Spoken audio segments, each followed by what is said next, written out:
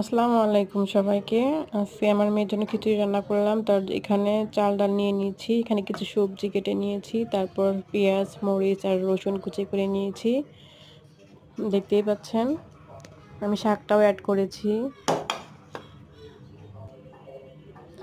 তারপর আস্তে আস্তে পেঁয়াজ কুচিগুলো দিয়ে দিব।